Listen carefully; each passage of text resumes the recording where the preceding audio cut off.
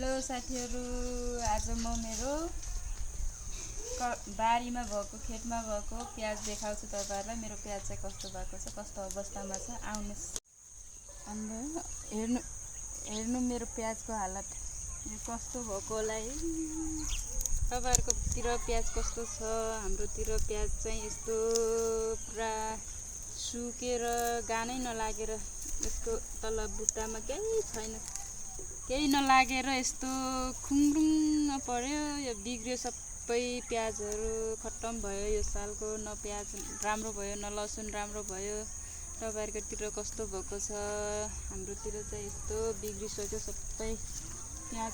लसुन पनि यस्तै भएर अस्ति नै ननिकाल्ने भएको त्यतिकै निकाले, अहिले फेरि प्याज पनि यस्तो भएको छ, निकाल्ने भएको छैन, निकाल्ने जस्तै भएको छ। यो पुरा पातहरू सुकेर यसमा त अलि राम्रो छ, अझ यतातिर त पुरै खत्तम भइसक्यो। के गर्नु, तपाईहरुकोतिर राम्रो छ होला।